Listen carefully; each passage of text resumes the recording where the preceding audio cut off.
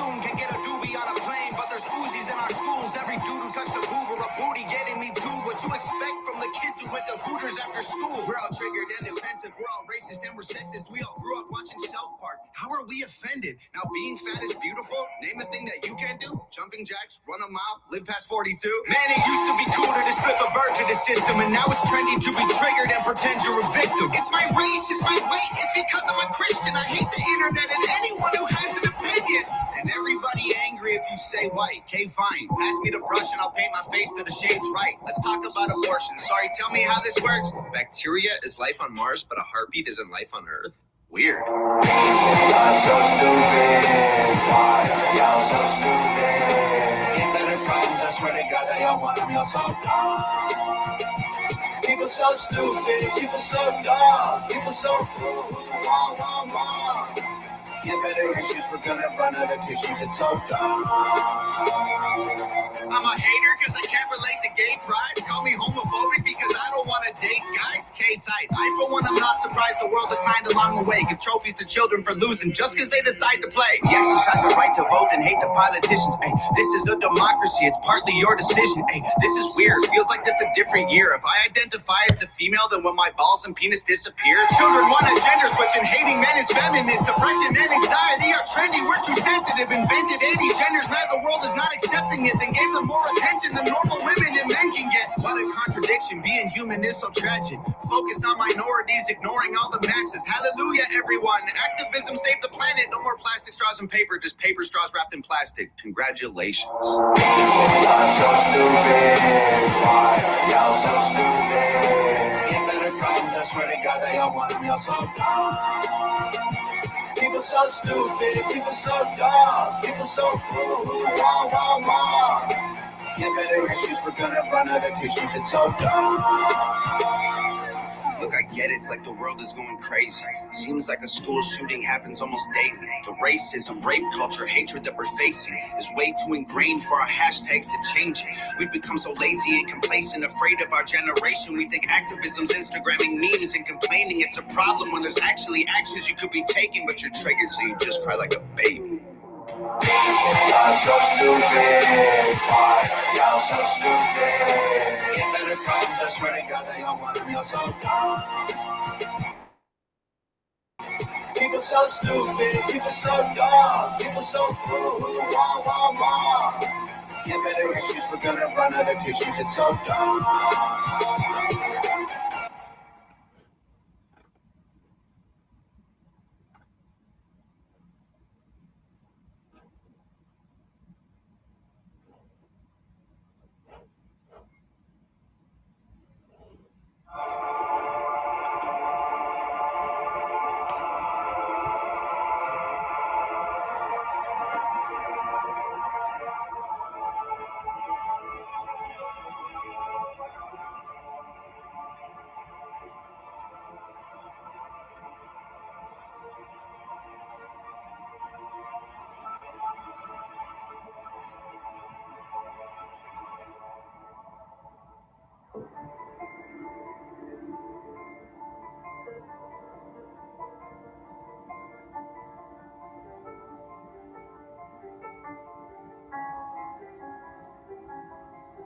Well, I'm not a vampire, but I feel like one. Sometimes I sleep all day.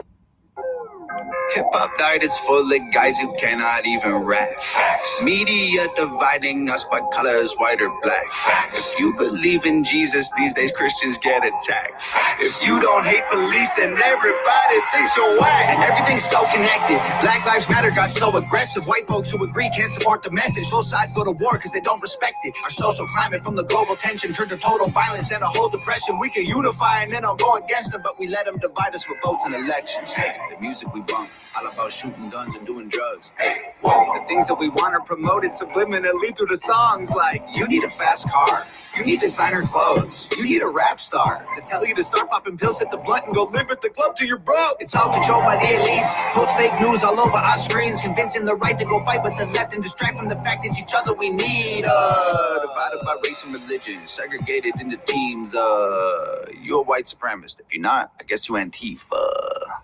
Screaming from the rooftops, beat down better. Turn us on each other now, no lives matter. If we do what the news wants, blood gon' splatter. Turn us on each other till no lives matter. Freedom's dead if you have an opinion, take it back. Facts. People hate the president, if you don't, then you pray. Facts. Indoctrinate the nation using news and mainstream rap. Facts. The government abuses us, it's all part of the plan. Facts. And it's so confusing. Black Lives Matter is a valuable movement, but all lives matter ain't racist or stupid. It's non-black humans who don't feel included. All colors fall under laws to govern the whole country, and we all suffer. We're all broke and nobody recovers until we accept that we're all brothers. Hey, music we make, all about big booties and getting paid. Hey, whoa. We watch the news and it fills up our brains with violence and riots and race. Like this is a race war. You need to hate more. Get what you came for. You need some songs about Xanax and violence so you can escape more. What a vicious cycle we can't break away from. They control the culture, they control the paper. They're indoctrinating a whole generation till the patriots start to hate the nation. The music we love make us dumb and addicted. The news that we watch is brainwashing the children. The viruses, riots, and racist conditions ain't problems. They're symptoms of life in the system. Screaming from the rooftops, beat down better. Turn us on each other now, no lives matter. There we go. Do what the news wants, blood gon' splatter. Turn us on each other. All right. Good evening, everybody, and welcome to Smack Talk Live. I am Coach Lone Wolf. And Lone Wolf, some breaking news I want to get on right away that we have not talked about. All right. And this goes, it's not our typical stuff, but with the Olympics coming up, ex-U.S. gymnastic coach that was indicted on multiple felony charges has killed himself. So I just wanted to mention that because it's that goes all the way back to the Larry Nassar Right. Scandal a couple years ago. This is John Geddert. And I don't know all the details of everything going on here. Right. But it sounds like they charged him with looks like sexual assault and human trafficking. That's what they listed on a couple different websites that I'm just looking at now. So they indicted him on 24 felonies, including human trafficking, forced labor, sexual assault, second-degree sexual assault, racketeering, and lying to a police officer. Yeah. Now, again, I don't know the details of this, and I'm not condoning anything that went on because obviously there were a lot of people that knew what was going on, and I think this is a lot bigger than just the coaches here. I think you need to go all the way up to the Team USA, offices or wherever whoever the top person for the U.S. Olympics is. Because I'm sure there was still information being fed to them, and they kind of, because the gymnastics team was winning medals, kind of just maybe turned a blind eye a little bit. Yeah. Kind of misplaced that information. Yeah. Now, obviously the sexual assault charges probably and the lying to police, those are I'm not gonna say easy charges to prove, but out of the ones that they were going to try to get him convicted of, those probably would have been the easier ones. Right. Human trafficking in the setting that they're in, and racketeering. I think he knew. I mean, I don't condone anybody taking their own life. I mean, I'm not a fan of that in any way, shape, or form. But I think he knew what was going to happen to him, and that was probably why. I mean, he was. Yeah, he knew what was going to happen to him. Yeah, he wasn't going to get out of those charges. Well, let's be honest. He was going to prison for the rest of his life. Yeah. We know that it's what he was going to be convicted of. Right. And I'm just looking at this, the question for me is, okay, I can I, you don't hear racketeering charges very often. No, not too often. Yeah. Well, not in this setting. I guess let's look at it Right, that way. right. I mean, this isn't So like that Chicago mobster kind of thing. This is right. So it's kind of a girls head gymnastics scratcher on that. practice. The Yeah. rest of it I can get. Maybe the Yeah. forced labor is kind of like, really? I I just don't know there. Unless, Right. unless he was like, they were like forcing people that were working for them to not say anything or they were going to be fired. Then Right. okay, all right, I can see the forced labor. But racketeering, I don't know. I mean, like I said, I'm not saying that none of this stuff didn't happen. I'm positive stuff did happen. I'm Right. positive he was guilty. I don't condone taking your life to get out of facing the Right. To me, that's consequences of just your not the way decisions. you do that. Yeah. You made bad decisions. You own up to the consequences. And now, Right.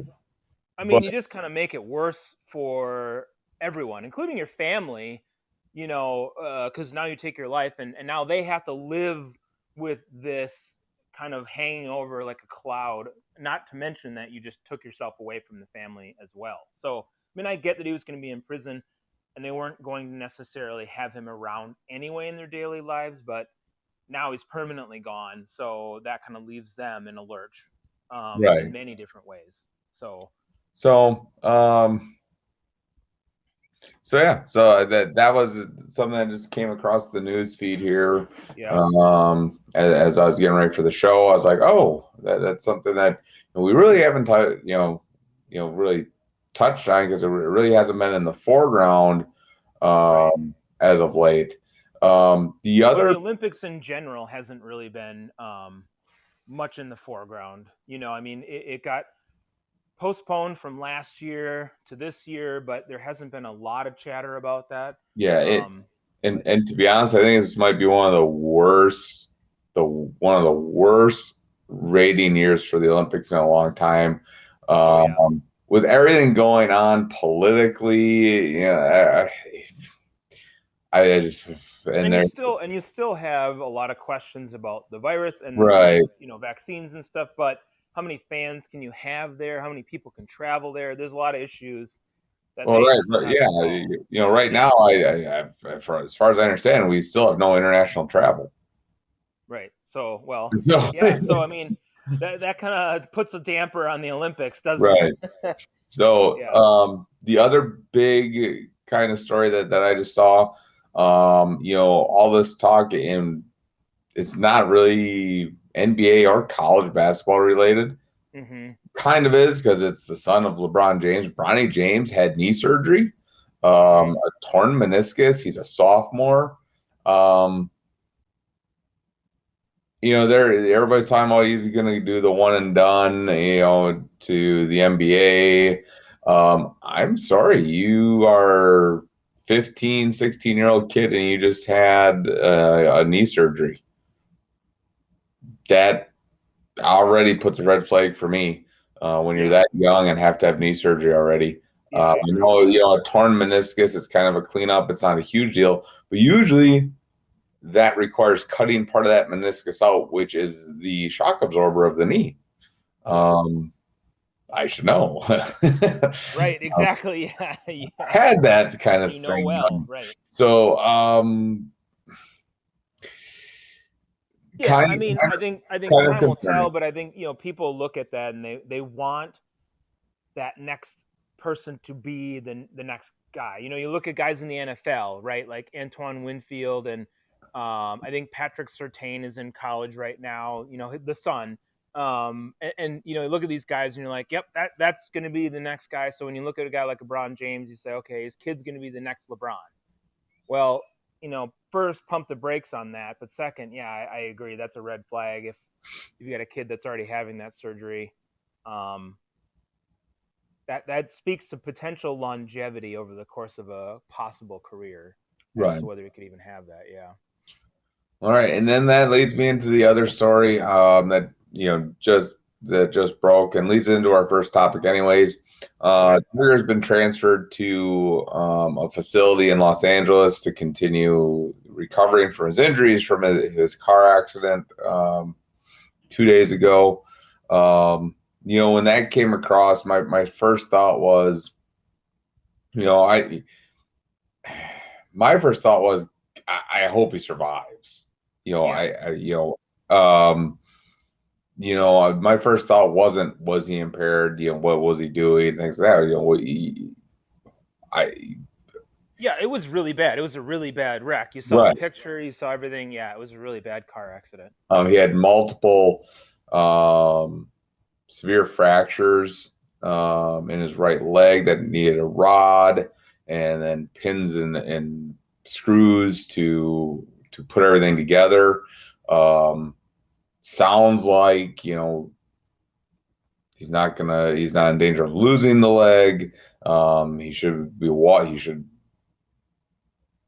for all intents and purposes, have a full recovery, for living. Right. But I have a hard time believing he's gonna be able to come back from this and ever play at a high level in the PGA again. Well, I'll just say it outright. I mean, for me, he's done. As far as playing in the PGA and ever playing golf again at that level, in my opinion, he's 100% done. Yeah, and I'm not gonna say 100% done, because the technology and medicine these days, you just never know. Mm-hmm. But it's a very, very slim chance in my mind. He was already very, very slim on playing at a high level. His body is just breaking down. I mean, he's around our age.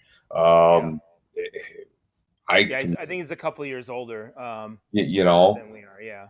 I can just tell from myself, your body just breaks down when you've been an athlete and you've had injuries. Even if you haven't had injuries in years, you just kind of feel those lingering after effects as you get older. I mean, I don't know how many times my back is super sore, my shoulder hurts, my knee hurts, and it's been years since I've played. Well, and he's 45. I just looked up to make sure. So he's 45 and he's had 5 back surgeries, I think. Right. So, already he was at a position in his career where we talked about him quite a bit, and he'd made a few mini runs, I guess, trying to get back in and play at a high level. But, just he's already coming off of a back surgery, and, he's talking about, lengthening his putter and altering his game because he had to, because of this, and he's rehabbing, and now he has this accident. So, I mean, I guess to me, it just looks, optics are that he is not going to be able to do that. I don't want to discount him out and just say you're done, but I feel like I have to, because I don't see how he'd be able to come back and play at that level. If he were playing at a high level and winning major championships right now, and then he had this accident, I might say, well, yeah, I think he could, but he wasn't doing that. He was trying to work his way into that, and he really wasn't winning those titles. So yeah, and now I'll tell you this, though. I think his days of winning majors is over. That this puts a nail in that coffin. I think he'll still go and play some of the minor tournaments and could still do fairly well. But I'll tell you right now, the drive, and I'm not saying he's an egotistical person, so people calm down that are huge Tiger fans. The egos of athletes and the way an athlete's mind thinks, I can just kind of see just from everything, what kind of story would it be for him to come back after this and win a major? Yeah. That could be the drive that pushes him to try to come back and do it. It could be, yeah. So, can he do it? I don't know. I mean, like you said, he's 45. Right. You know, but again, technology and medicine these days, you just never know. You just never know. And you know, he is very financially well off, so he's going to get the best of the best treatment and care. Yeah. So if he wants to come back and the doctor's given the go ahead, I can see him trying to do it because, like I said, the storyline, if he would come back from this and win a major, sure, would be like unbelievable. It'd be phenomenal. Yeah, it'd be phenomenal. It'd be one of those like Hollywood script kind of things. Right. You know, I get it. Yeah, yeah. And so I mean, yeah, there's that possibility of him trying to do that.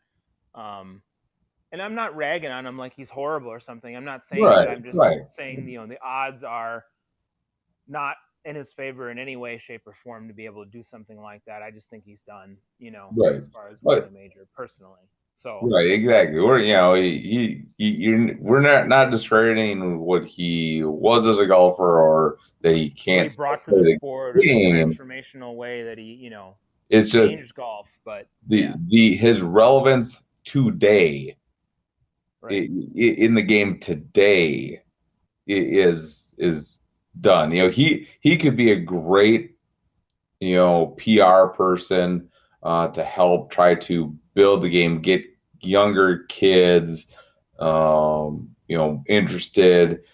You know, the PGA, exactly. the PGA wants him to still be relevant, right? Because they don't have that superstar type of guy on the tour right now. They have some really good golfers on the tour. Sure. I mean, yeah, guys like Dustin Johnson and what have you, they're great. But unless you enjoy golf, you're not watching. Right. People hated golf still watched golf because of Tiger. Yeah.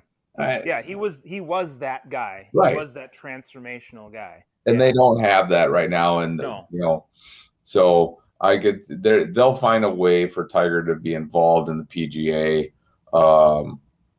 to try to until they can find that next guy. Which, you know, look how long it took them between Jack Nicklaus and Tiger. Yeah. You know, it takes a while. You know, we may not see another golfer like Tiger in our lifetime. So, so you know, hopefully he heals well. And yeah. You know, my biggest thing is that you know, he's able to, you know, continue to live a normal life, you know, without physical impairment because of the injuries.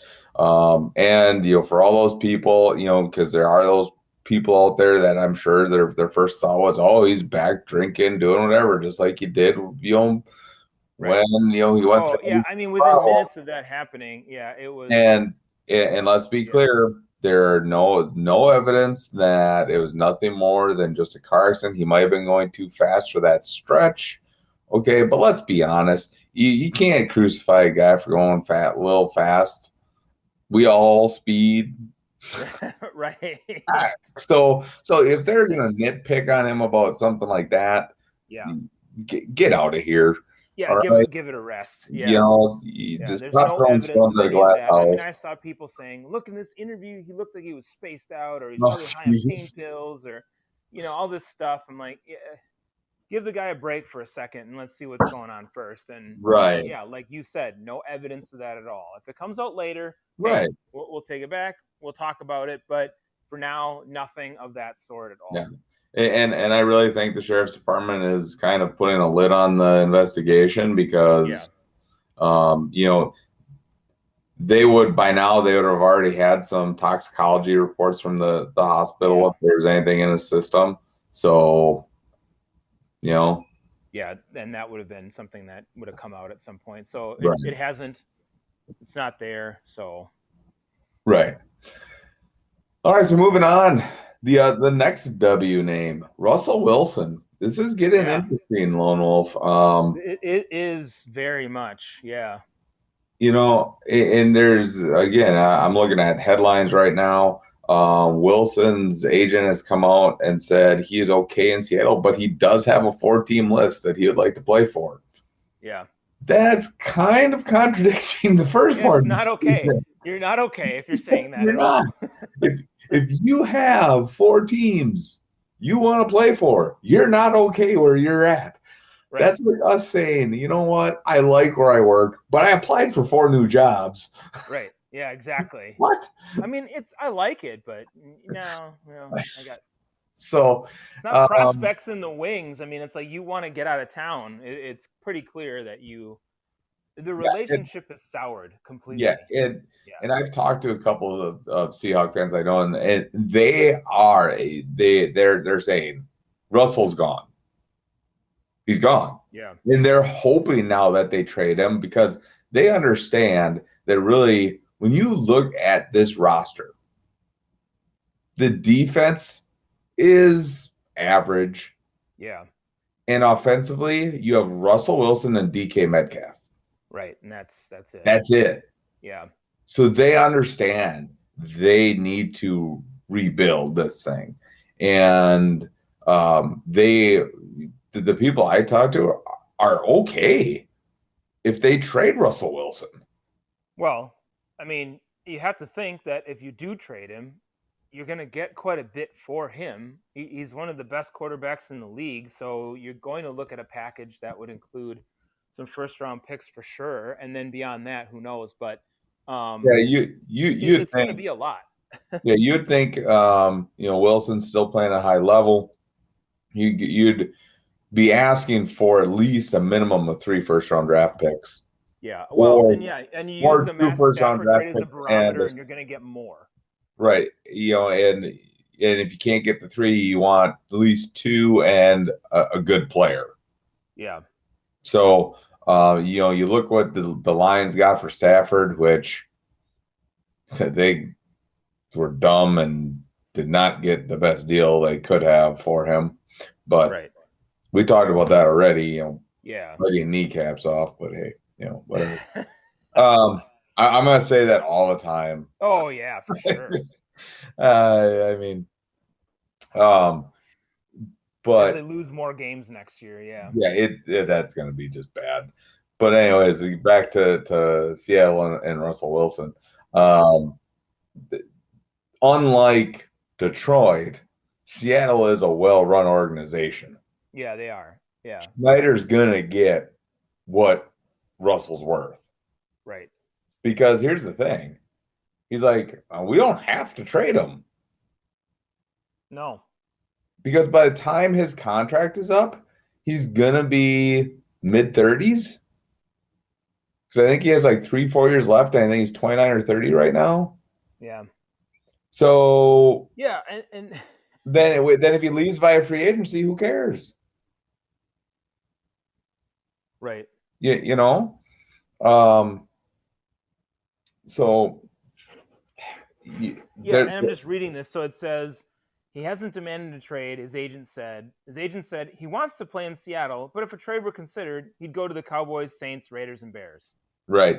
And okay. I mean, you can go to Chicago. I don't know why you'd want to go to Chicago, but I honestly have no idea why he would be considering going to Chicago. It's a disaster. That's a disaster. Yeah, I mean, he's already 32. He's already 32. Oh, yeah. I mean, yeah. I mean, you could run out his contract. He's 35, 36. I mean, honestly, if I'm Russell Wilson, I mean, why are you just not limiting that and just saying Saints, Raiders? Right. I mean, right. You're gonna pick and choose. Pick the best ones, the best options here. Unless Dallas is getting rid of Dak Prescott, you're not going to trade for Russell Wilson. No, because that would just be foolish. Yeah, and you're looking at that list. Yeah, the Saints would be a great spot for him. That'd be the best spot. Yeah. Hands down. So, but we'll see what happens with this. It's just a very, very intriguing storyline. I feel he is going to be traded.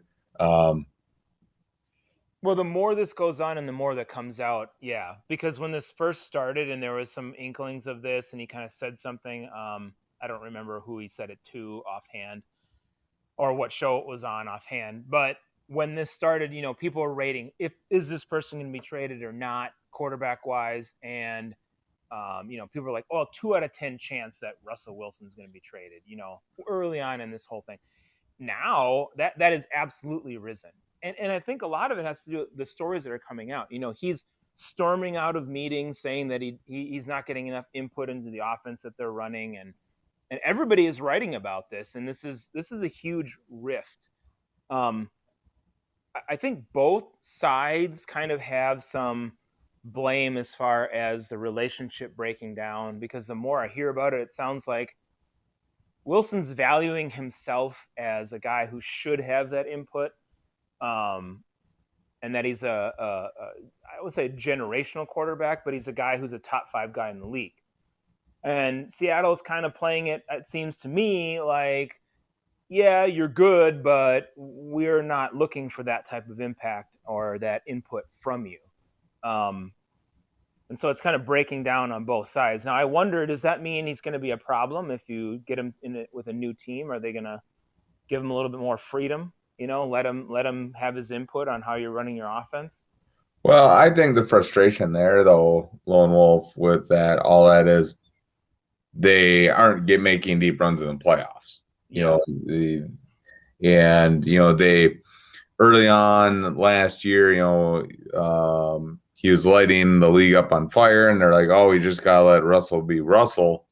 And then all of a sudden, teams started just basically playing nickel and dime defenses, and they couldn't run the ball. And then all of a sudden they tried to go conservative, and, they really didn't have a great identity on offense.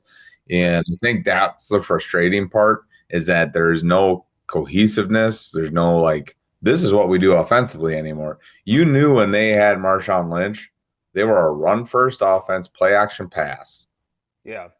And that's where Russell Wilson excels. He does not, yes, he had great numbers the first 8 weeks of the season. I know he was my fantasy quarterback. Right. After that, I was considering benching him every week up until I benched him in the championship game. Yeah. Of my league. And he had a couple of really bad clunkers in there where he turned the ball over a whole bunch. And, I part of the problem here is that, I like Russell Wilson. Obviously, he's a guy that you can root for well. But in this, it makes him kind of look, if you're looking just, from a standpoint of who's in the wrong, he's kind of, coming across as like, I'm so great, and why aren't you treating me like I'm so great? Right. Well, you didn't really have the best year, and if you were that great, if you truly were, we've talked about guys that are like this. If you truly are great, you will succeed regardless, and he did not. I mean, he had a good year, but not a great year. So, and so, but for him, he is the Seahawks. Yeah. And whether you agree with it or not, if you this day and age, you're seeing right here this offseason, you have to keep your quarterback happy. If your quarterback's not happy, you need to do something, because he is, or whoever the quarterback is not going to play as well. Mm-hmm. So I just think the league is changing in that retrospect with quarterbacks. You even see Deshaun Watson now. The reports are he's met with the coaches now, and he still wants out. Right. And Houston's saying we're not trading him, which is stupid. We all know that you're gonna trade him. You have to. But I just don't know how you can't at this point. Like I mean, they don't have to, but you're not going to get anything. You're not going to get anything for him, and he's not going to play. He doesn't want to play for you, and he probably will sit out the season if he has to. He'll sit out as long as he can, and then come back and play out the rest of the season so that it counts towards his contract. but then he'll sit out again next year if you don't trade him again. Right. He can afford to be fined by you. That's not going to matter. So, yeah, that's a whole nother mess. I kind of don't want Houston to trade him just to watch that whole circus. The whole thing implode, be just Yeah. horrible. Yeah. Yeah. So it would suck for Watson, but at the same time, it would be fun to watch. So, but anyways, getting a little bit off topic here. Yeah, I mean, with Wilson, you're right. He's under contract through 2023, so he's there unless they trade him. Again, if this thing starts to really deteriorate, what does Seattle do? I mean, they could sit on it and they could just say, oh, you know what, we're going to sit on it. We're going to let him sit there, and that's just the way it goes. Too bad, and they don't have to trade him, but it's just to me, relationships like that aren't going to get any better. I don't, unless one side or the other caves, and I don't see that necessarily happening. So, all right. It's so important to have a good relationship with your coach and your quarterback these days. Yeah. So, and they do have a new offensive coordinator now. So, yeah. Again, there's lots of changes going on around the NFL. And again, there are a lot of quarterback downloads I think they're still going to fall. I think Wilson's going to fall. I see Deshaun Watson, Sam Darnold. And then once you get the draft, this thing is going to be quite interesting in the next 2 months. Yeah, I agree. So, moving on, let's talk March Madness here. We haven't really talked too much about college basketball, but it's getting to be that time of year. You have, they're starting to plan the conference tournaments. Yep. They just announced the ACC conference tournaments will have fans in the stands. And the NCAA has said there will be no replacement teams after the tournament starts. So basically what that means is say you're, you get to the Sweet 16 and all of a sudden your Sweet 16 opponent has to bail because they're quarantined. You make it to the Elite Eight, and all of a sudden your Elite Eight opponent gets quarantined. You're in the Final Four. Right. That's crazy. I mean, it's just crazy to me. I think putting that statement out is stupid by the NCAA. Yeah. Because what if you get to the national championship game? Right. And one of the teams gets quarantined. Oh, national champ. Yep. There you go. You're not playing the game. You're the national champion. Really? I think the hardest thing for this year that's bothered me is, normally I watch a lot of college basketball and I follow it a lot more closely, but you ran into this with college basketball and a lot of college sports. Not every team is playing the same number of games because of a lot of the COVID issues that they've had and rescheduling and whatever else. And so you're going to go into it with a bunch of uneven records for a lot of these teams. And it's just going to kind of be a strange year to walk in there, And so, I mean, look at the top two teams, for example. Okay, so Gonzaga has 23 games that they've played. They're 23-0. Baylor's the next team at 18-0, so they played 5 less games. Mm-hmm. And I know that sometimes with college basketball, there's 1 or 2 games difference between some of these schedules, but that's a huge swing, for some of these teams. And so I just wonder if we're getting a complete picture of what it's going to look like when it comes down to the tournament itself.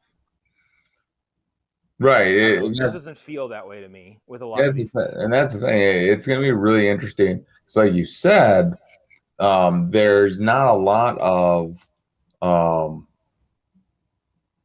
cohesiveness in schedules. And I'm just looking at the bracketology stuff on ESPN, and Normally you see a bunch of like, ooh, where's that team from? Where's that team from? Yeah. You don't see that. You see a lot of, yep, okay, these are the same old teams, even down to the 16 seeds. You don't see a lot of new teams in the tournament.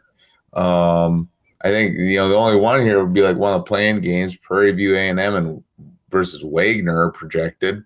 Right. Other than that, I'm looking through it. I'm like, there's none of those like intriguing type matchups, like those lower seeds, that you see in the past. And I think because you have a lot of these smaller conferences that are opting out and not playing.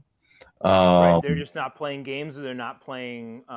They're playing limited games or whatever it is. Yeah. Yep.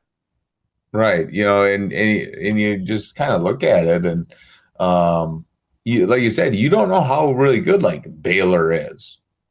Yeah. They should be good. They're undefeated, but they've played 5 less games. So when you look at that, you look at Wisconsin, you can arguably say the Big Ten is probably the best basketball conference in the country right now. Yeah. Right. Exactly. Yep. They're sitting, projected in that second region at the 5. They would play Baylor in, it looks like, what, the Elite 8? I would put Wisconsin in that game. Yeah, I agree. To be honest, I don't think the Big 12 is really that good. Well, and that's the other thing about gauging how these teams are playing. Baylor's got 10 games in the conference and they've won all 10. Okay, but Kansas is 11-6 in the conference. Right. They've played 17 games in conference, whereas Baylor's played only 10. Right. I mean, how do you gauge a team and say, okay, well, yeah, they have 6 losses in conference, but they have more wins than the top team does in the conference? I don't know. I just it's so hard to gauge how it's going to play out. So I'm not trying to say that whoever wins the NCAA title doesn't deserve it this year. It's just much more difficult to gauge along these lines and say, okay, this team's better than this team. I think you're going to see, based on what you and I are just talking about, you probably see a lot more upsets. I agree. I agree because these teams that haven't played a ton of games, I don't care what people say, but you look at a team again. I'm going to say use Wisconsin as an example because at one point they were the third, fourth ranked team in the country. They've hit a skid, a little bit, but that's a tough conference. You play against like maybe a team like Baylor down the line who's played maybe 8 to 10 games less. Wisconsin's going to be in a lot better physical shape than a Baylor team is. So again, this is going to be very, very interesting. Now, looking at this is all projection stuff. And I have a hard time believing that the committee would do this. Right now, they have Duke not in the tournament. Yeah. And I get it. They're not really that good this year. As good as, when you think Duke, you think really good. Yeah. Yeah. But you have, not this year, like Indiana, Minnesota, Colorado State, and over Duke. Yeah. I don't know. I don't know if a committee's got the guts and the balls to keep Duke out of the tournament. Right. If they're right there with those other 4 teams, I would kind of go with. Yeah. I would go with Duke over a Minnesota. Right. So it's going to be interesting to see how this all works. As I go through the conferences, as you made that point about certain teams, there are conferences like the Ivy League not playing. Right. The Metro Atlantic Athletic Conference, I think it's MAA or the MEAC or whatever. They're only playing, some of them are playing less games. It looks like Mid-American Conference, that's the MAC. They're not playing any games at all. And some of these other conferences here, I'm just kind of flipping through. They have less games or they're not playing games. So I keep looking at that, and it's like, yeah, so you're gonna have bigger schools in there because these mid-major conferences, some of them were not playing basketball this year or they're limited. So then the committee's probably going to leave them out. The Patriot League is a good one. Overall, Colgate, they're number one. They're 11-1. They played 12 total games. Right. There's, I mean, I guess maybe they get an automatic bid. I mean, but I don't know. Well, you got to play more than that as a college basketball team to play cohesively. You're going to get blown right off the floor. And you look at this. You look like you take the Mid-Eastern Athletic Conference, for example. Yeah. They have two divisions. You have Norfolk, in first place at 8-4 in their conference, but 13-7 overall. But then you go to the South. You have North Carolina A&T, who has been in the tournament multiple times. Yep. They're 6-1 in conference, but 10-10 overall. Right. Yep. Jeez. I mean, it is so bizarre right now. And I mean, I can't fault, the teams are going out there and they're playing the schedule that's in front of them, so that we can't fault the kids or anything like that. It's just right, yeah. Yeah, it is going to be really weird coming down to this, but I really do feel like you're going to see a lot of upsets. Now, to be fair, a team like Gonzaga, I mean, they were on a roll last year. They kind of looked like they were getting close to taking it. I wouldn't be surprised if you see a lot of upsets, but a team like Gonzaga wins the whole thing. Right. Just because of how they've had their program humming along over the last couple of years. But right. Oh, and I agree with that. I would be shocked if Gonzaga's not in the national championship game. I think what would keep them out is if they got quarantined. Yeah. Right. Yeah. It's interesting that, as you said, I was just looking at like the Southeastern Conference that has a ton of teams in it. You have Abilene, who's sitting there at 19-3 in first place, and I'm not seeing them anywhere on the bracketology stuff. Yeah. Are they not participating in the postseason? I mean, that's what I don't get. Like, every one of those conferences gets an automatic bid, I think. Right. So they should be projected to be in there. I mean, right, and conference should be. And you go to the second place team, SF Austin, PA. They're not anywhere in this stuff either. Yeah. So it's like, well, you can't make heads and tails of this stuff right now. Right.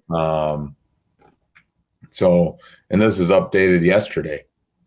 Yeah. So it's going to be interesting. I think you're going to see, probably poor ratings for this particular tournament. That's what I would predict. Especially if there's a lot of schools that either don't participate or don't go or are left out. You're going to see probably a lot less people watching it, just as a general thing. So. Yeah, I agree. I think it's just going to continue the trend of low sports ratings as we continue through. Probably be a little bit higher than the professional sports, just because you don't have all the off the court and political stuff going on. Yeah. There.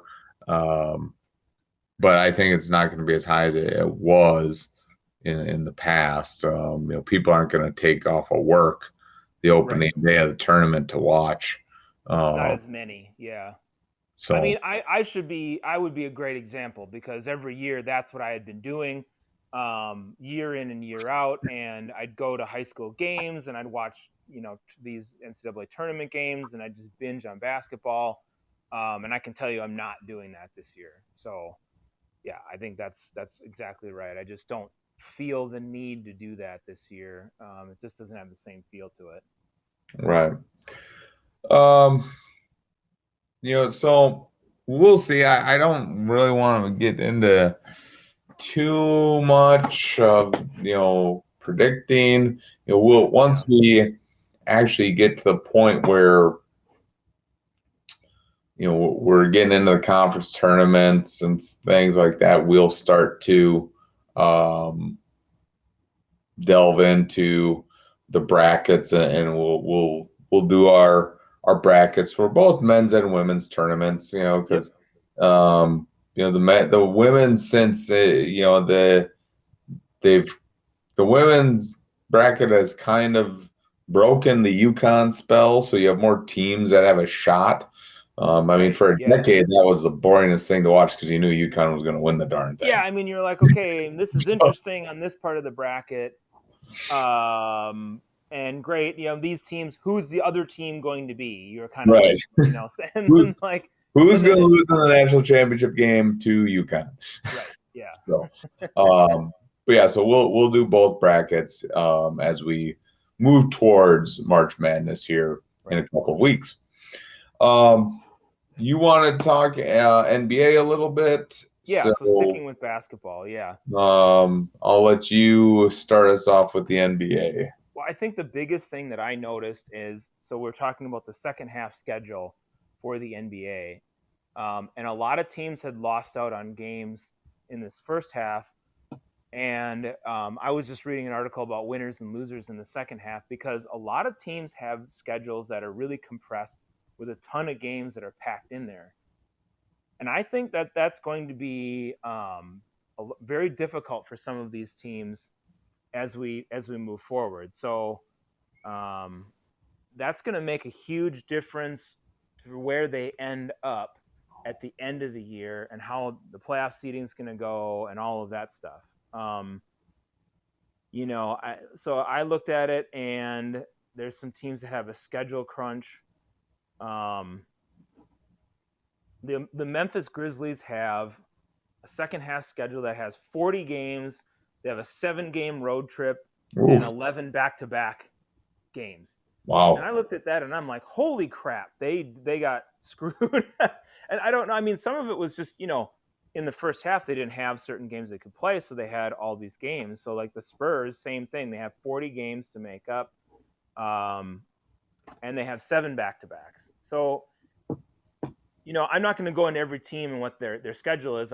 People can look that stuff up and kind of go through it. But what I wanted to say is, I will bet the teams that have these hard schedules in the second half are going to see the worst end of it when we come down to playoff time. And when we talk about who's going to be in the postseason and where we're going to seed them, what we're going to see out of them as they make a postseason run, this is absolutely going to make a difference for those teams.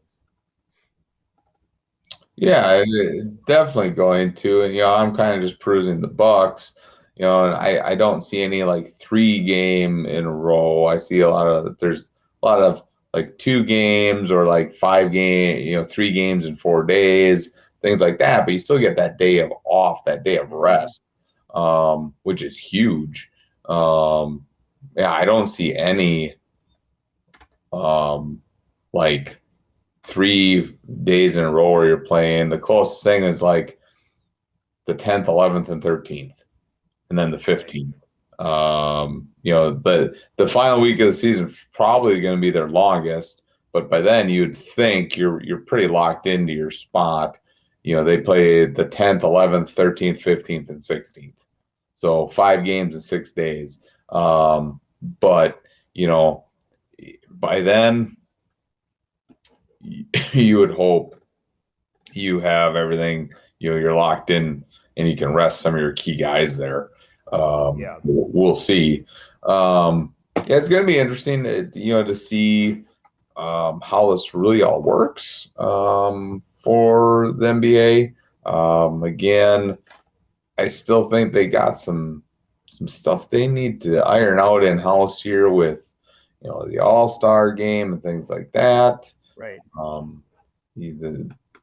now it's going to be interesting too. Milwaukee is starting to have fans and say in their stadium. So as these venues start to open up, it's going to be interesting to see if their COVID contact increases, Right. and that's so.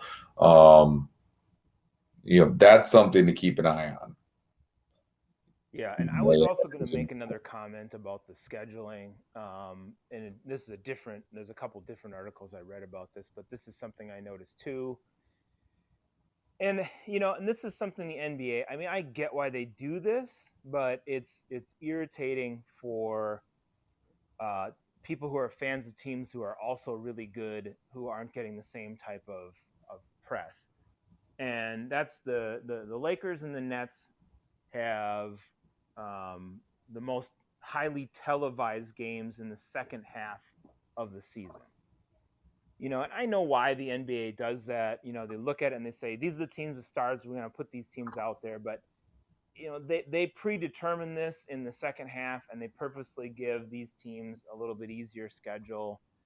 They give the Lakers more favor, which, okay, they won the title last year.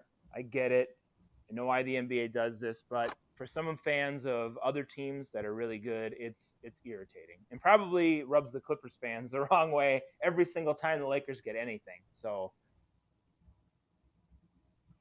yeah, so it'll be interesting to see how that all works. I'm not too hung up on the primetime stuff. Yeah. I just want the teams to win in the postseason, and right. it doesn't matter really when you play. For me, to be honest, so it works now. Just talking Bucks real quick here while we're on the NBA. Sure. You have a lot of reports that they are trying to get PJ Tucker, and I think they really, really need him. They could really use him right now. Again, you still have Holiday still out. I mean, he's been out for, I don't know how long Holiday's been out for, but he's been out for a long time. You got Augustine, who is not playing tonight because of personal reasons. And you got another Jalen Adams, who was out for COVID. And he was also arrested for disorderly conduct. That doesn't help. That doesn't help either. But so they need to make a move. Yeah.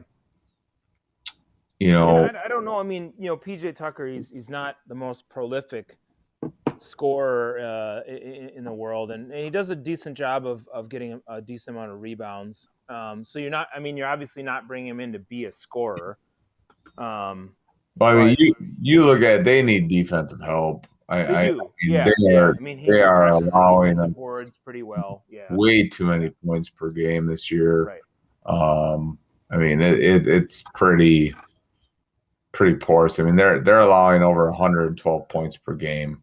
Yeah, they're 17th in the league in points allowed. Yeah. You can't win a championship with that type of defense. No. You just can't. So their defense needs to get better. And hopefully, they lost 5 in a row. We talked about that last week a little bit. It looks like they've actually won 3 in a row, I think. Now they've won 3 in a row. They have I think a 1-point lead at half right now on the Pelicans. So again, they're 69-68. Yeah, they're kind of up and down right now, which you kind of expect when you make a big trade. You kind of just expect to be able to kind of gel. Yeah. As they go through. So, we'll see. The Lakers have lost 4 in a row, so it's like people are freaking out. The Bucks, oh, they lost 5 in a row. Well, the Lakers also lost 4 in a row, so does that mean they can't win the NBA title anymore? Right. I mean, the Bucks are only 2.5 behind the Sixers for the 1 seed. The Lakers are 4.5 behind the Jazz. Yeah, and Are I you will say, are one, yeah. would you be concerned right now if you were a Lakers fan, seeing at 4.5 games behind the Utah Jazz at this point of the season that the Lakers still won't be in the NBA Finals? Yeah, who cares? I mean, honestly, really, who cares? So Right. if they're not the number 1 seed, does it Big deal. going to matter? No. Right. Big deal. Yeah. So Unconcerned. Yeah. And I think the other thing about that is just touching on that a little bit. The Jazz are record-wise the best team in the NBA. Right. Yep. I don't think that they're getting respect from just about anybody, honestly, and I think it's too bad because they're 26-6 and they are one of the best teams in the NBA. They're beating everybody. Okay, They just beat the Lakers. Yeah. So they're 9-1 in their last 10 games. Yeah. Now, again, it'll be interesting. Right. I think it's the regular season. I get it. Delving into maybe their second half schedule, and seeing if, like you were talking about, some teams that have those tough second half schedules because of COVID makeup games. It doesn't look record wise like they are one of those teams. Yeah. But they could get stuck playing. Again, you looked at when I was looking at the Bucks second half schedule, their remaining games. I mean, you kind of look at this. They look at it this way. You look at the Bucks. In the second half of the season, they're playing New Orleans tonight. They got the Clippers twice, the 76ers 3 times, the Nets I think twice. Yeah. But then you got Washington in there, you got San Antonio, you got Sacramento. There's a lot of winnable games. There are a lot of winnable games in the second half for them compared to their first half, which they played some pretty good teams in this first half of the season.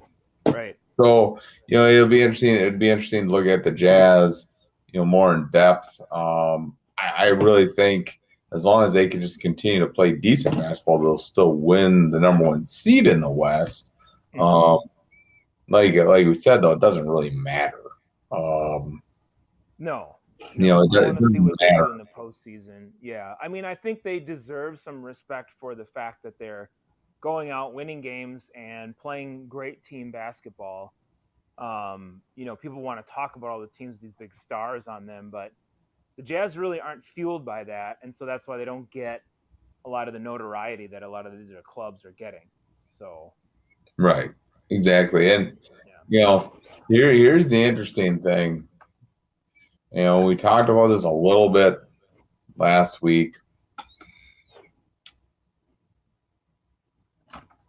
If you are a Dallas Mavericks fan, when do you start to panic?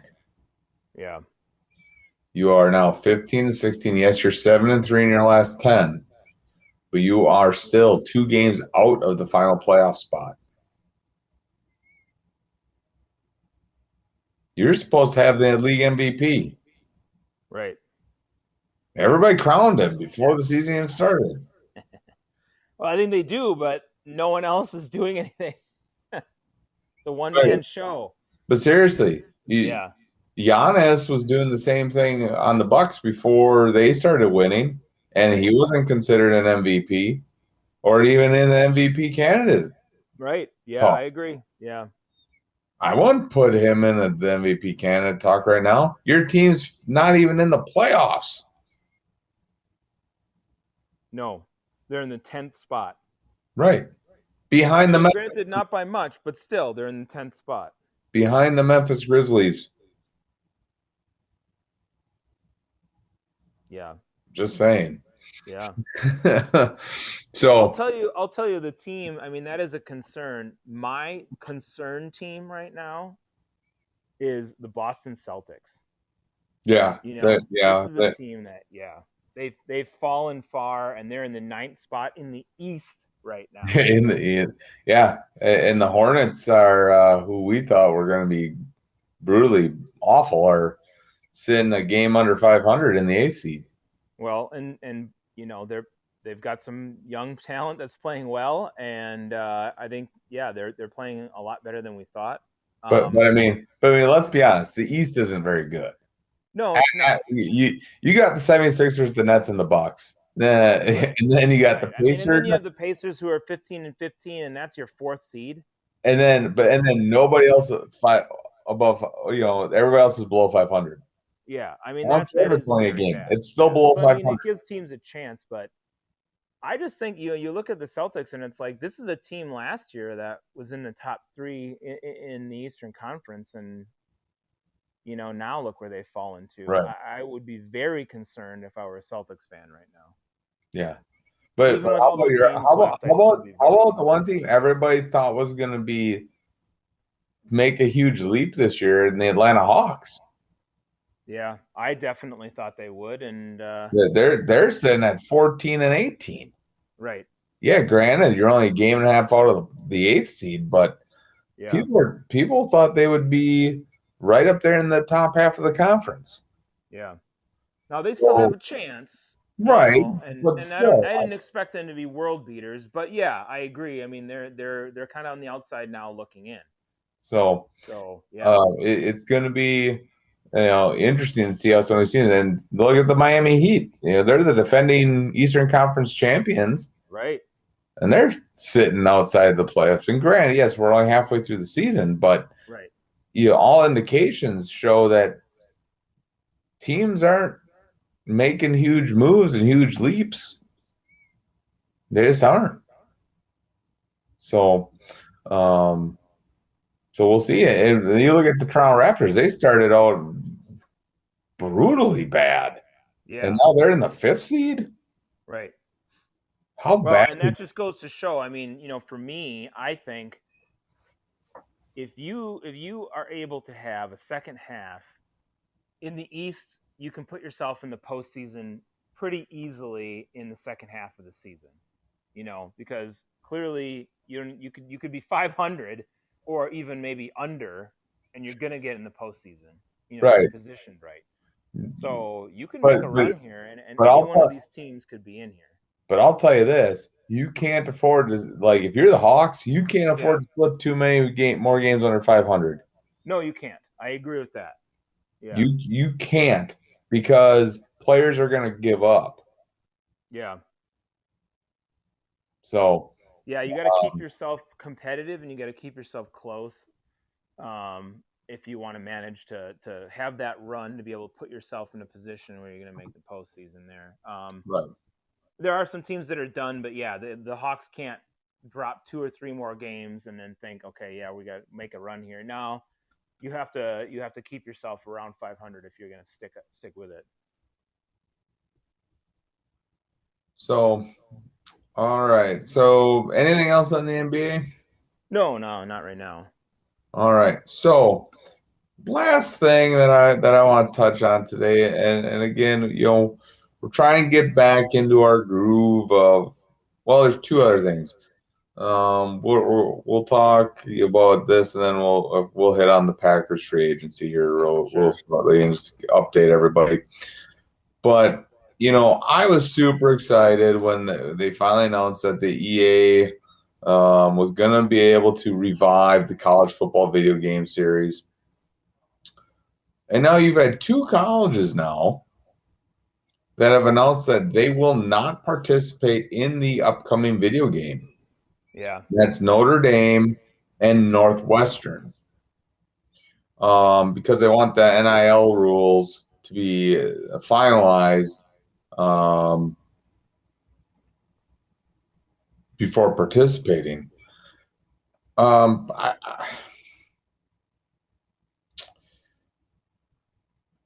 don't know if that's really a smart move. No. Right now in this climate, because that money, you're not getting any of it. Yeah.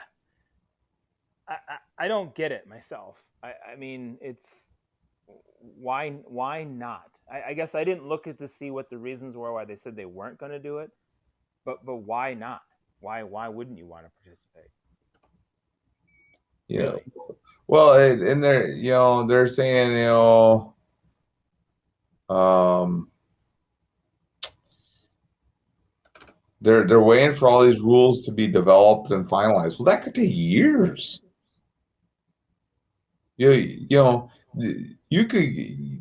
There's always going to be tweaking of these rules to improve the benefit of the players and their likeness in the video games. Those are going to have to be adjusted constantly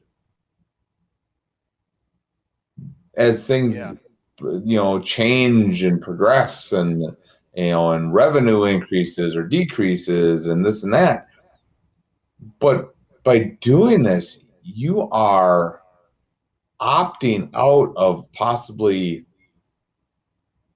millions of dollars for your athletic department Yeah. in a time when I'm sure everybody needs the money. Well, and I guess to me, Notre Dame kind of feels like they are Notre Dame, so they do these kind of things, and their name carries so much weight, it doesn't really matter. I don't know, but for Northwestern to do this, to me, that's kind of like I don't get it either. I don't understand that. They are losing out on a bunch of money. So what if the rules aren't fine? I mean, like you said, it maybe forever before that happens. So why not just participate? Get the money for your school and do it. It really shouldn't be that big of a deal to do this and to participate in a video game. Right. Now, if all of a sudden a bunch of schools start jumping on this and starts, not participating, well, then there's something else going on that they're Right. just not telling us and we don't know about. But right now, it's just Notre Dame and Northwestern. So, Well, and it's going to be interesting though, because you look at the landscape of college football now. So like you look at Northwestern's in the Big Ten. yeah. Well, how does that impact the Big Ten structure in the game? Do you put in like a fake team, which they could do, and I wouldn't be surprised if they don't do this. Yeah. They put in a fake team for both of these, so the structure is there. So if those teams sign on, you just simply change the name and be done with it. So they're going to have a workaround. EA is not a dumb company. Yeah, no, they're huge. I mean, they've got tons of video games. So I mean, So yeah, yeah, they'll have a workaround of some type in this case. Yeah. so I really don't get. I don't understand it. I don't get it. I don't either. It says they want the NIL rules to be created and finalized for players to benefit before participating. I don't get what they want to be finalized. I just don't get it.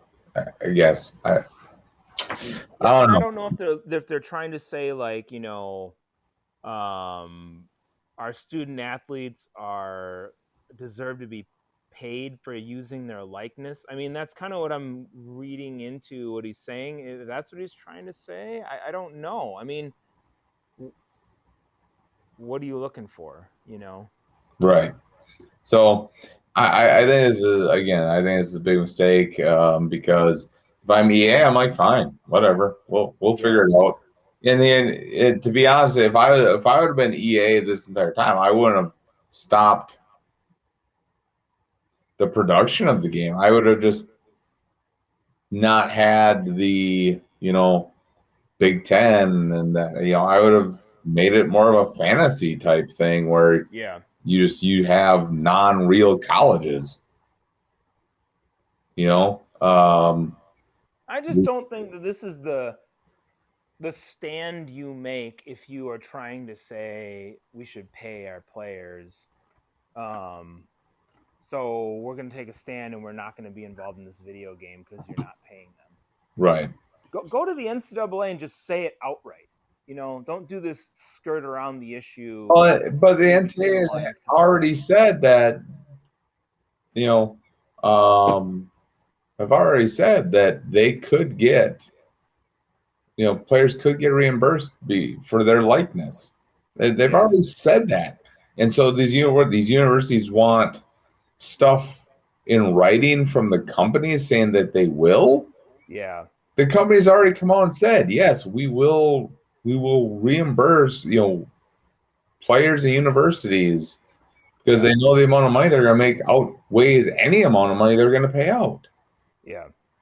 So I don't know. It'll be very interesting to see how this all works out as you go on. And that's a whole other issue about paying college athletes. And there's no timeline for when the next game will come out. So there's time for them to get them on board, but and they probably eventually will be. Yeah, I'd be surprised if they don't. But I think right now, if the EA Sports wanted to come out with a game next year and they didn't, those universities would be losing a lot of money. Yeah, a lot of money. So, all right. So finally, before we get going, the Green Bay Packers free agency is it's not getting interesting.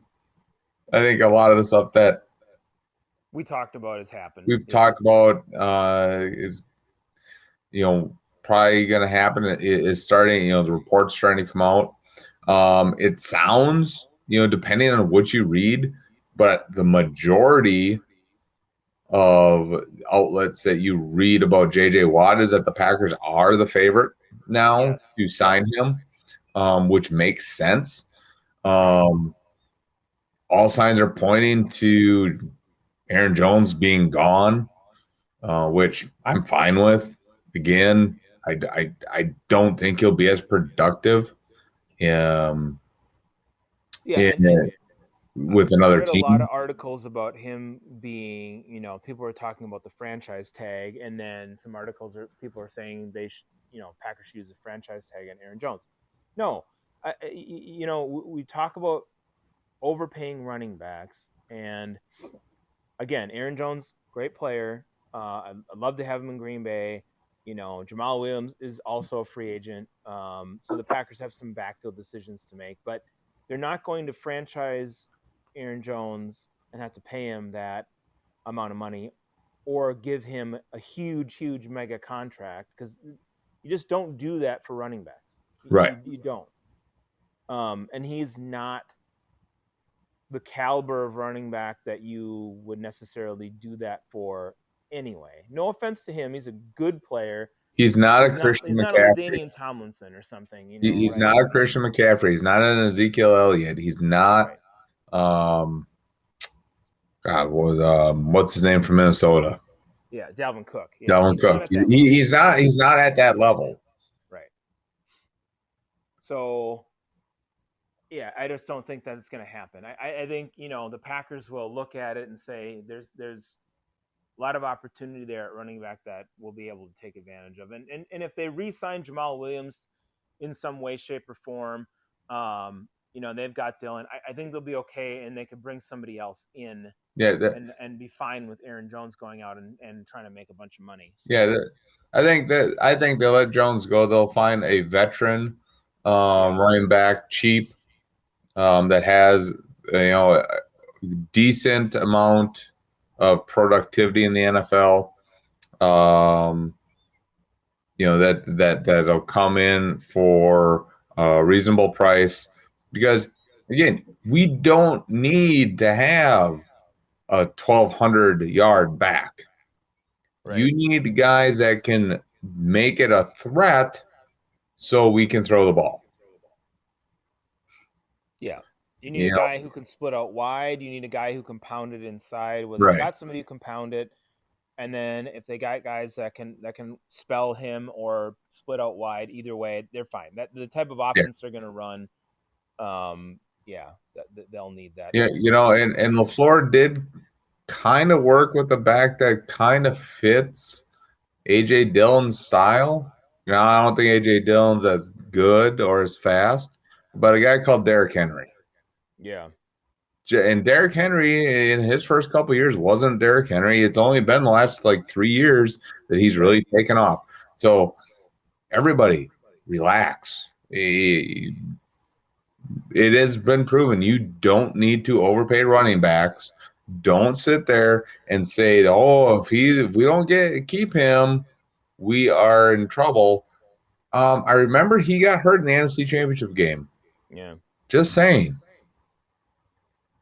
The running back position is not what it once was in the NFL. It just isn't. The quarterback position has developed into that key position that you have to have on the football field. Well, the Packers are set there.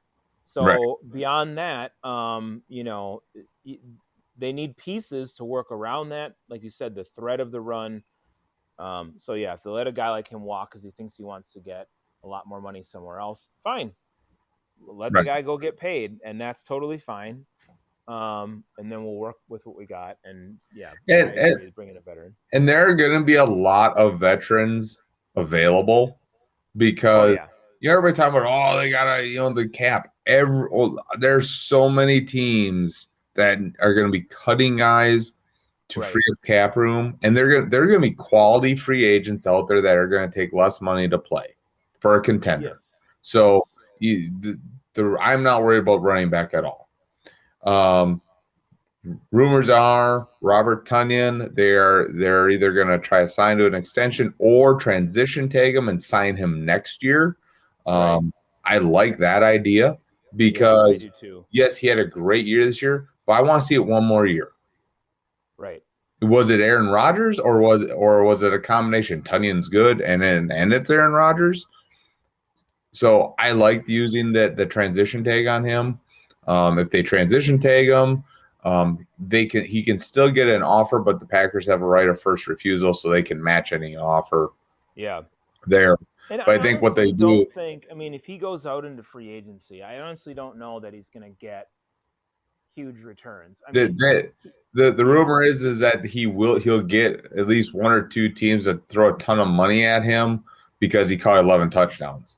Well, you also had Aaron Rodgers throwing you the football. Right. Just saying. And he really only blossomed last year. Right. That's what I'm saying. Guy doesn't have talent, but it's been 1 year. It's been 1 year. You got to remember too, and you do, Coach. He had several games where he had 3 touchdowns. Right. There are games where he really shined, and there are games where he really didn't. Right. And you want more consistency out of your tight end before you start saying, okay, this guy's going to be a real stud. And I'm not saying he doesn't have the potential. But now, if he leaves, if they let him leave, you could be looking at possibly bringing in like a Hunter Henry. Right. So, I think there are options there. For some reason, they wouldn't do anything with Tonyan. But I think they like Tonyan. He's kind of the same image as Kittle in San Francisco. Right. And they're friends, yeah. And they're friends, so they work out together. So that could, I think they're going to try to keep Tonyan.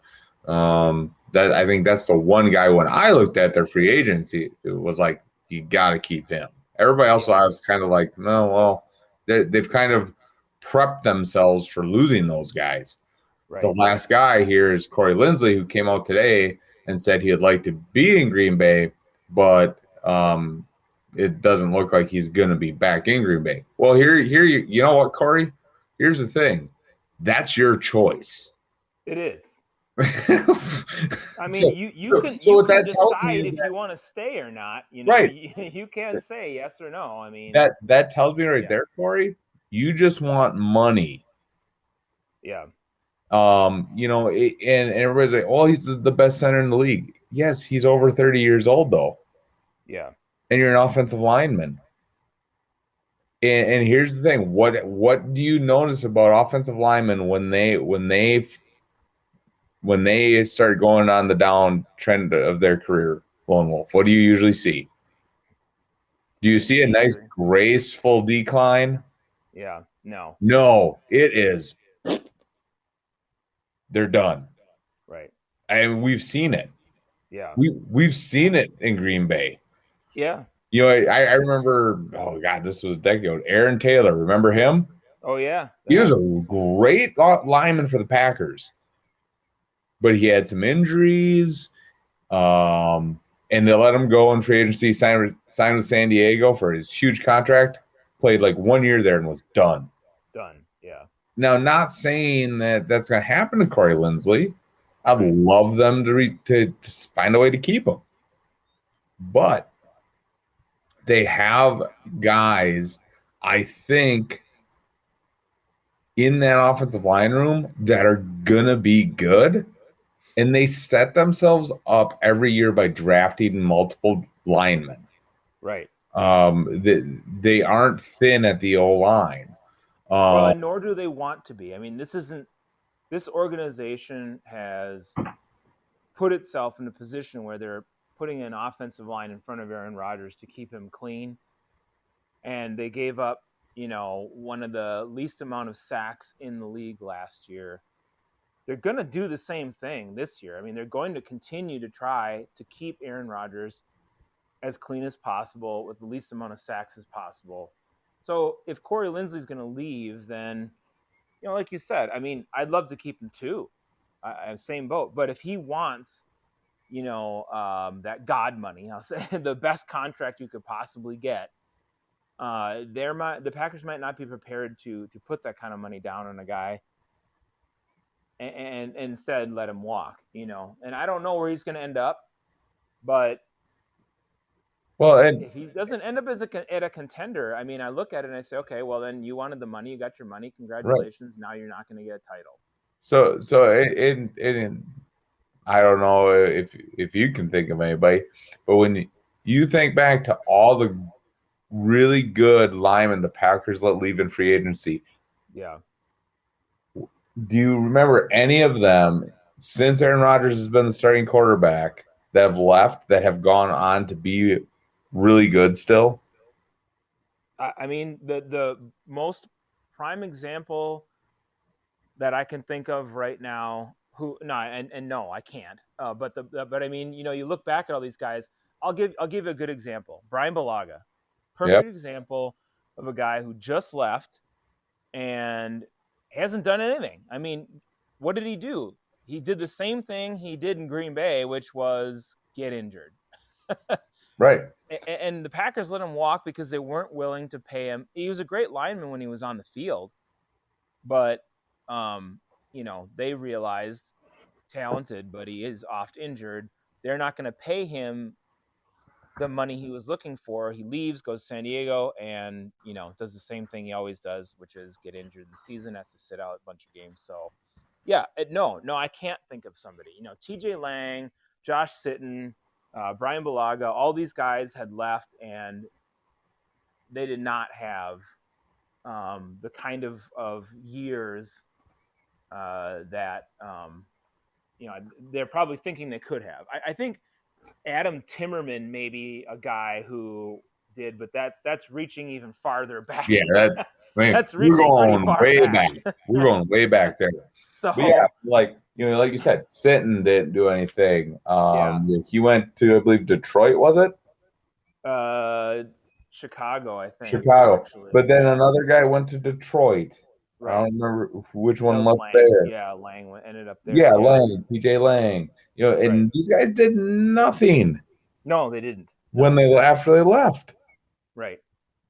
Part of fine. Like I said, chase the money if you want the money. That's fine, but it's your prerogative as a player. But part of the reason these guys are quote unquote as good as they are is because of who's behind them.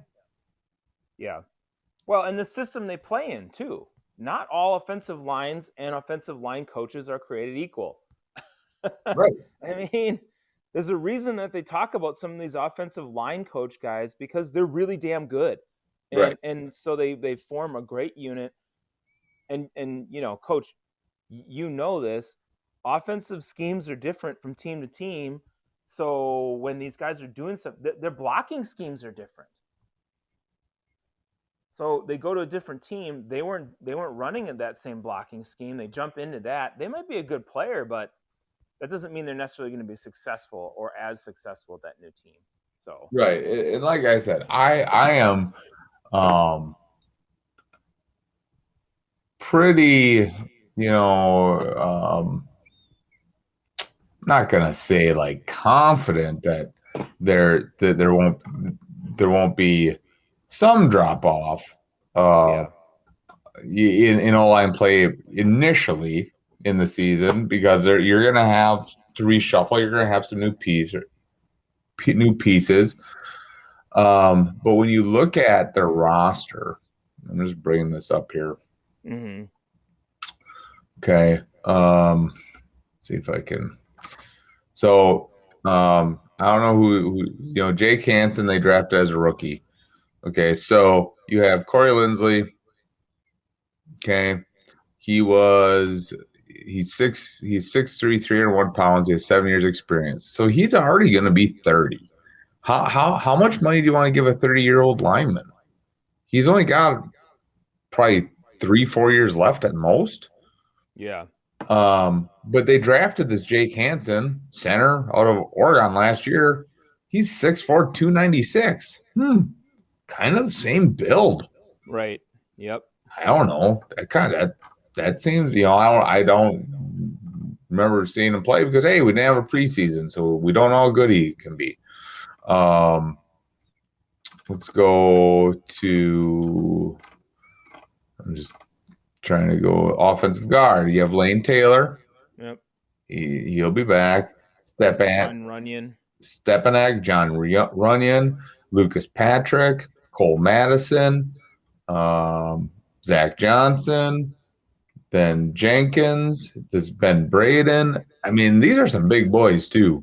Yeah. And I don't know how good this guy is. This Ben Braden. He's 6'6", 329. Yeah. That's a big boy. Yeah, that's a big guy. That's guard. Let's go to tackle. Nyman, Bruffy, Bakhtiari, Winslow. So this is a guy that I'm excited about, and hopefully they re-sign him. And who knows, he may retire. This Jared Valdir that they picked up in the playoffs, 6'8", 321. Yeah. I mean, you probably could keep him around cheap. His 10 years, I would, guarantee that he was going to be a cheap player to keep for sure. You have 10 years experience. Why not? And you have Billy Turner. Mm-hmm. I mean, there's guys here that I think can be pretty good. Yeah. Yeah. And they're probably going to draft some people. So all these people freaking out. It's like, guess what? You can't go into next year and just say, hey, if we just keep the roster we have, we'll make it to the Super Bowl and add a receiver. No, the defense needs improving, and you have to continue to turn your roster over so you don't have that huge drop off like some teams do. Yeah.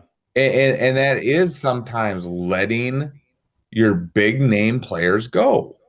Right. And I mean, Bill Belichick is one of those guys who would do that all the time. Right. But I mean, he would let superstars walk out the door, and even then they'd have success sometimes elsewhere. But, he did that knowing what he had on his roster, knowing what they were going to draft, knowing what he was going to develop. And I'd say it worked out pretty well for him. So I think, and sometimes you have to do that with your players. You'd like to keep them, but, if you look at it and you say, okay, this guy's in this position and he wants this much money, we're not going to do that. We're not going to give a guy that contract. Let him walk. We know we can develop offensive linemen. We know we have a good coach in that spot, and we know we have a lot of good prospects. I think they're in a good position there. Yeah, I agree. If Corey Linsley's adamant about getting the kind of money he wants, then you, as an organization, you're going to let him walk. So, don't want to, but that's the business end of it. Right. You won't have a choice. Right. And I think that's where they're going to probably end up, honestly. I like I said, I'm okay with letting both him and Aaron Jones walk. Yep, I agree. Restructure some contracts, get JJ Watt to secure that, to solidify that front four. You go to Preston Smith and say you're either going to take a pay cut or we're releasing you. Yeah. And now you have some cap space. You got some wiggle room after you extend Aaron Rodgers, you reduce that cap number, restructure or Devontae Adams. Right. Now you got cap room.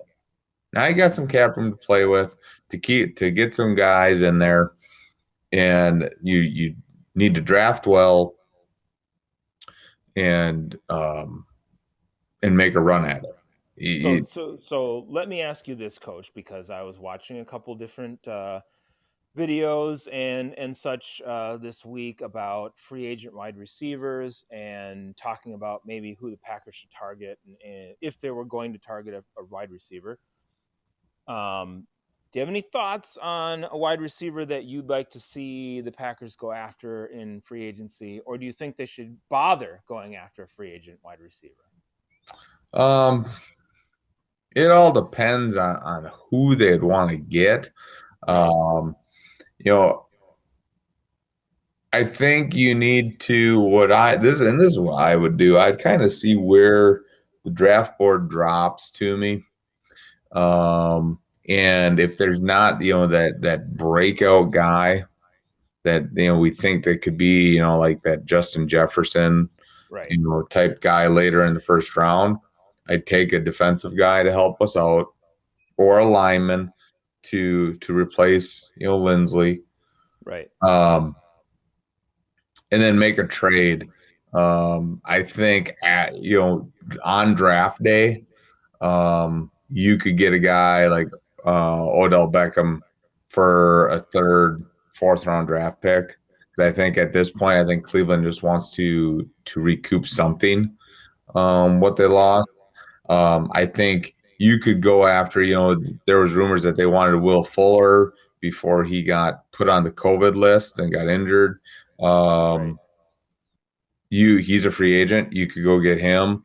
I don't know if they need to necessarily get a huge name and make a huge splash. Beckham would be, and he would definitely take the top off of a defense.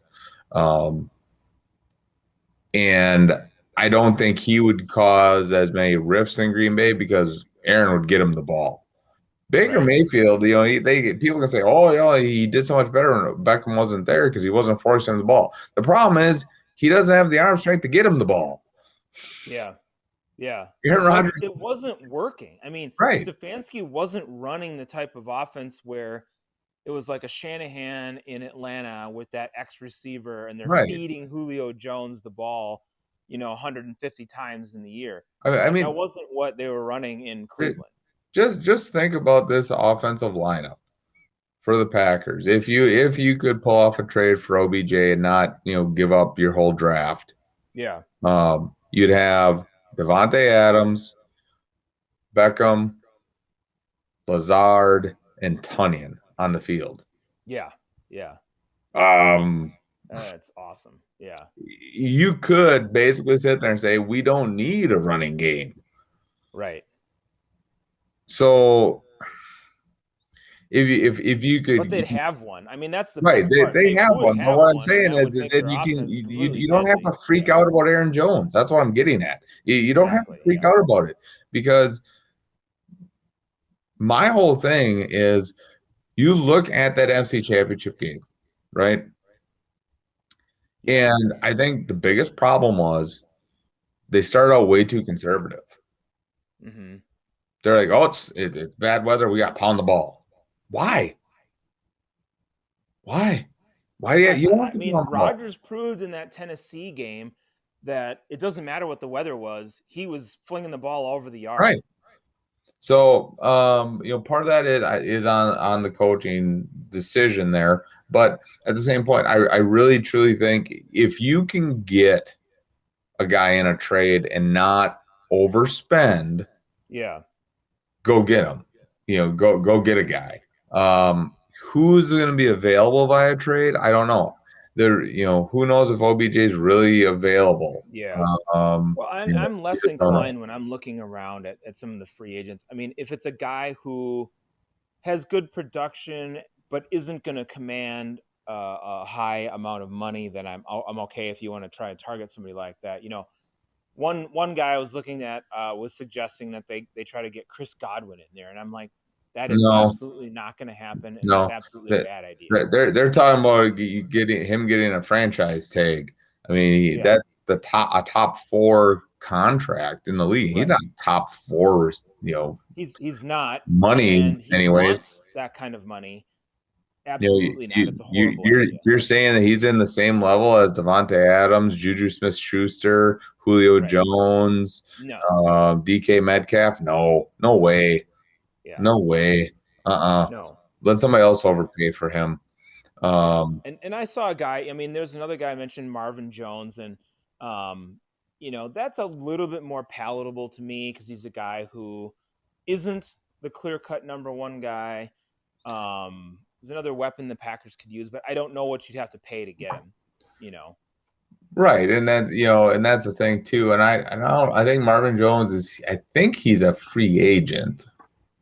Yeah, Uh, I believe so. That's why. Yeah. so, Yep. so you could go get him. You wouldn't have to, Right. you just have to, whatever your contract is, you wouldn't have to go and necessarily um, break the bank depending on what he wants. There were not rumors, but report that, Detroit was thinking about franchise tagging him. Yeah. Why? I don't know. But, you got to remember this. And this is why I say you could draft somebody in the first round just to add some depth. You have, I really think depending on what you do in free agency in the draft, you could MBS go. Yeah. He's so inconsistent and erratic. Um, Right.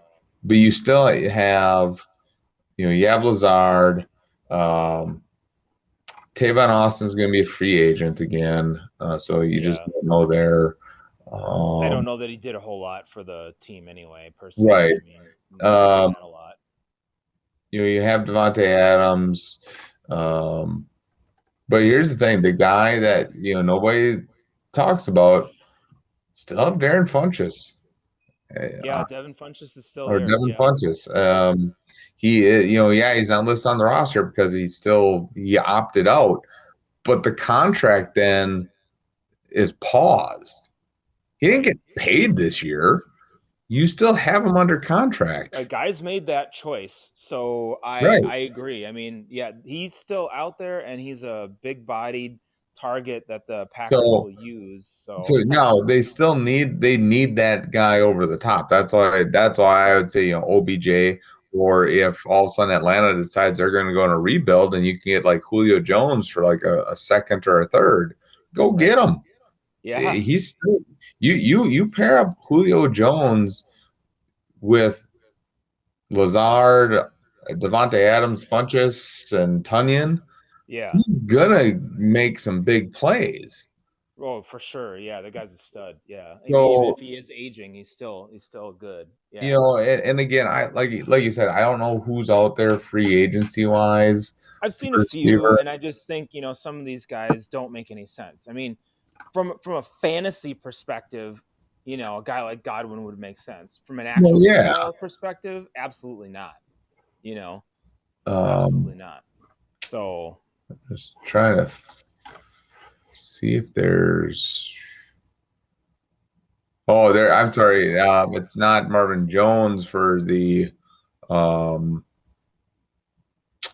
franchise tag. it's got Galladay for the franchise tag. Oh So, yeah, okay, yeah. So I mean, um, a guy like Marvin Jones, I mean, he flies a little bit under the radar, but you know, he had a decent year last year. You pair somebody like him in there.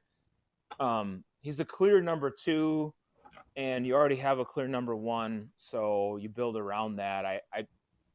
I don't know. I like that, depending on what you're paying for him. You don't want to overpay for a guy like that. So, well, this year is interesting. This is interesting. I didn't see this guy, and this is a guy that there was rumors that the Packers would try to be trading for him. Life is full of challenges, but you don't have to pad thai them alone. Talk to your pad thai today to find out if pad thai is right for pad thai pad thai. I don't want pad thai. Alshon Jeffrey oh yeah, he's is going to be released when the league year begins. That could be yeah, that could be an interesting signing. An interesting one. An older receiver, Yep. but at the same time, again, you don't need the stud. You got the stud. You need complementary guys that when you take the stud away and you double team the stud, you're going to pay for it. And Jeffries can make you pay for it. Yeah, he still can do it. You know, so he's only 31. They'll be able to get him probably on cheap.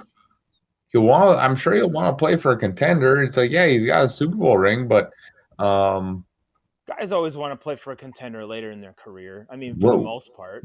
The Packers have the best thing for an offensive guy right now. Yeah, they really do. Yeah. Do you want to go play with Mitch Trubisky, or do you want to play with Aaron Rodgers? Right. Assuming that Mitch Trubisky is still the quarterback. Well, okay. Well, you can use this. Do you want to go play for Jameis Winston or Aaron Rodgers? Yeah, well, there you go. Do you want to play for Jared Goff or Aaron Rodgers? I don't think that's a tough decision. I mean, it's not even a question. I don't know. Like, so pretty clear. And that's in the Eagles are purging. They're purging their roster. They are not going to be very good next year. No, they're going to be terrible next year. Here's another report here. Jamal Williams wants to resign with the Packers, so that's a good sign. He had a good year. The Packers had another good year. God bless it all. Darn NFL.com. But the Packers did have another good year. Yeah.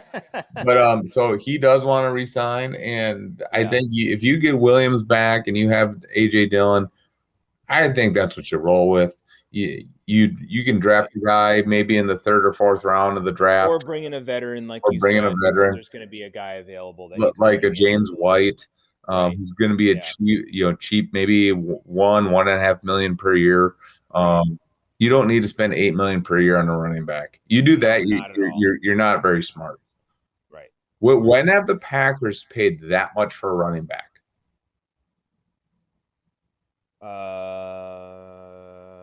Amon Green, did they ever pay him that much? I don't know. They gave him a big contract, but I don't think it was even that much. And here's the thing: after Amon Green got that contract, did he do anything? Yeah, no, not really. No, not really. So, again, I'm not worried at running back. People need to stop freaking out that we'll probably lose Aaron Jones. And fans that don't think about stuff in a long-term, lens tend to always freak out when teams lose guys. Guess what? Every team loses guys. Right, it's going to happen. Yeah, every team. It happens every single year. It's just the way it is in the NFL. You can't keep your entire roster together. It's impossible. Right.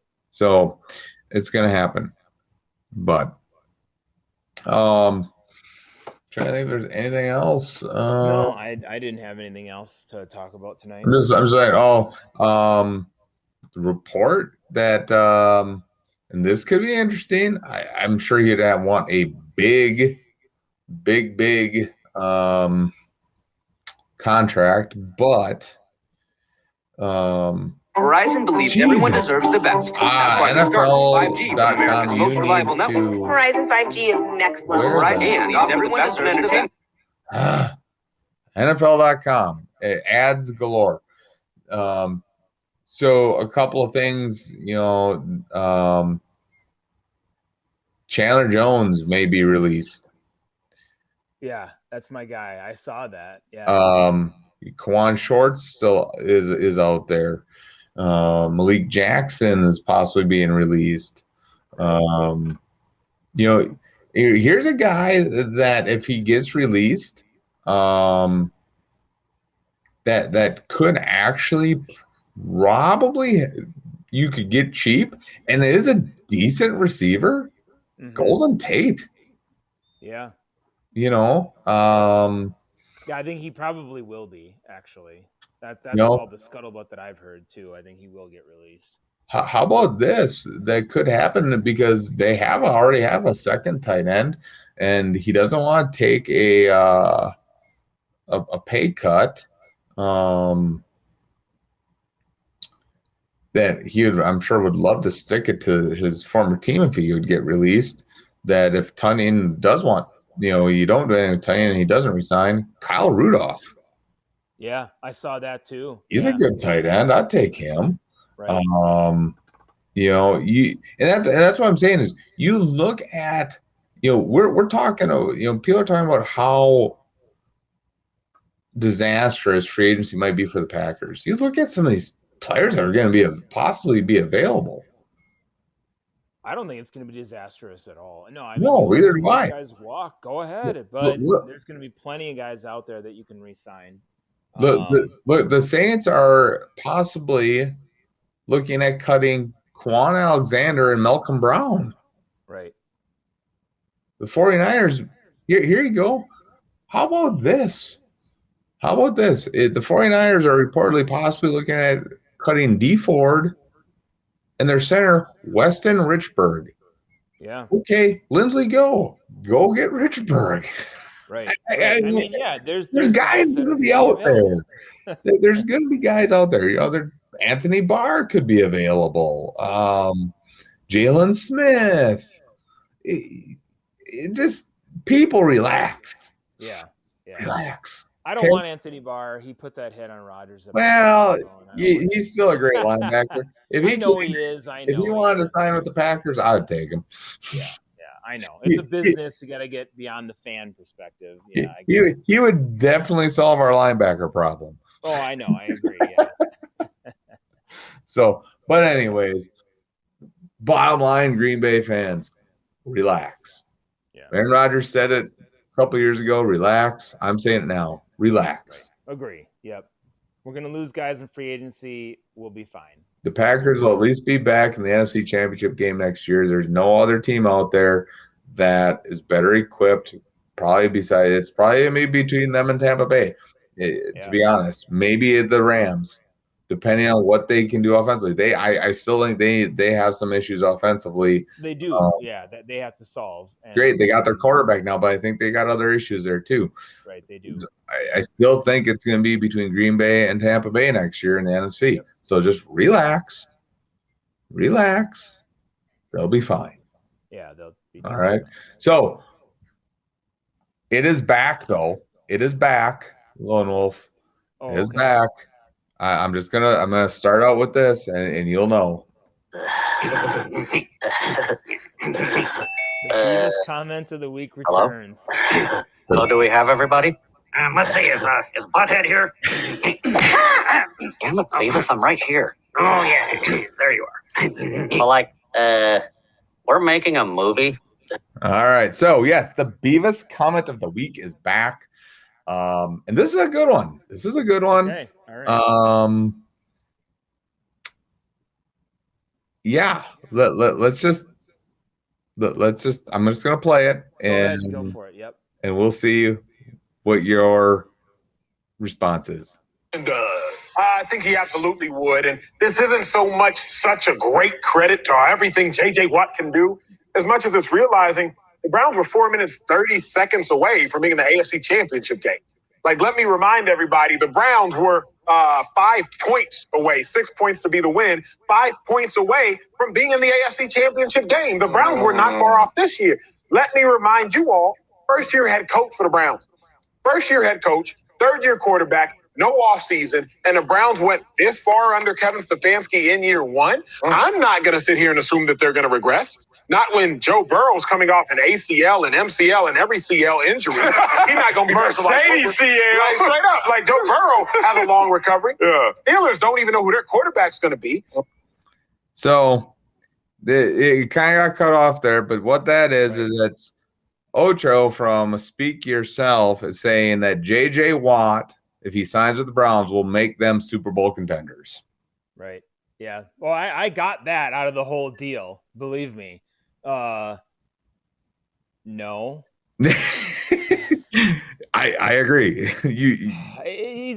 People want to hand everything to the Browns after 1 year of success, and I know we've been dogging on the Browns a lot over the course of the year, but look, yes, okay, do they have a great defensive player there and that J.J. Watt would pair well with?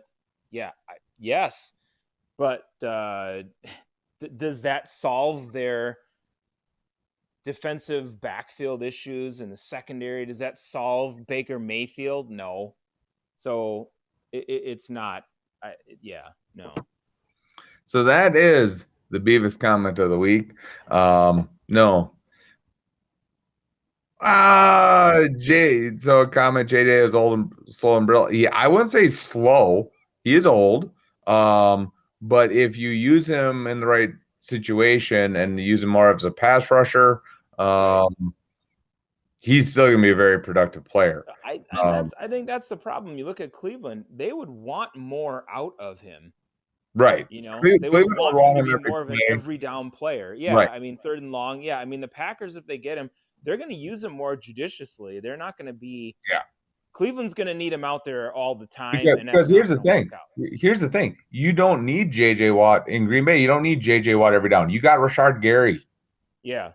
Gary and Zadarius Smith for your every down guys. You need J.J. Watt to come in so you can put Smith or Gary inside on third down, and now you have 4 guys that can rush the passer. Right. That's what you need him for. That's a game changer. This comment about, Yeah, like Julius Peppers. Exactly, Sandor, right. Like Julius Peppers. Exactly. But Green Bay extended Julius Peppers' career by about 3 years. Right. Let's just be honest. I mean, they did. Oh yeah, he did for sure. Yeah. Until he got to Green Bay, and he revived his career in Green Bay because they used him as a pass rusher. They didn't want him to be a traditional D end. No. And that's the same thing. I think people aren't talking about that with J.J. Watt. That I think he understands. I'm not an every down player anymore. My body can't do it anymore.